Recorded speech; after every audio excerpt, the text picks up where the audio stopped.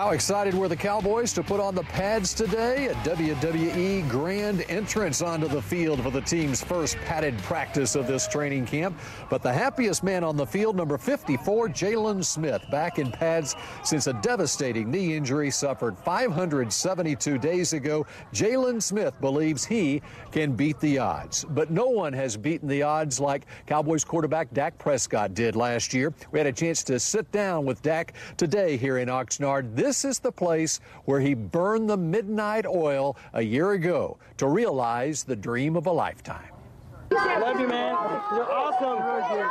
Take me back to last year at training camp. I understand your roommate, Rico Gathers, he was kept up late at night as you were calling plays and stuff. What did it sound like back then in your dorm room here? Imagine I was in the huddle. Terminology was one of the harder things for me to get over when I first came here, coming from the no huddle. So, I mean, I'd sit in the dorm room or sit in these rooms, and it was kind of the open. Rico had the open upstairs, so I'm sure he heard everything in my room as me calling out the plays in the huddle, ready break, getting to the line, imagining points and IDs and things like that. And I'm sure it helped Rico, though, a little bit.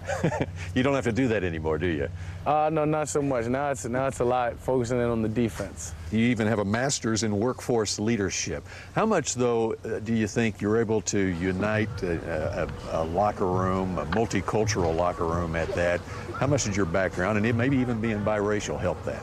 No, 100%. I'd say a lot it's about my background, where I've come from, being biracial, being diverse, I think, more than anything. And I've got to thank my mom for that when it comes to listening to all types of music, different taste of food, everything. It just gives me just this platform to talk and to talk about so many different things that I've either tried or experienced or want to experience that somebody else has. Have you seen the documentary that the Cowboys presented? Yeah, I have. All right, there's one moment in particular, and this was back in November 2013. Your mom passed away November 3rd that year. Well, you missed the next two games, right. Okay?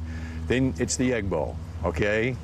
You have an injured shoulder, you get inserted into the game, you score the game-winning touchdown, and the emotion that was on that sideline after that was just unreal. What was that moment like? I almost can't put into words. It was great. That was just a long season, a tough season. Being the backup, the starter going down, to me getting hurt, to losing my mom, to need to win those last two games to make it to a bowl game.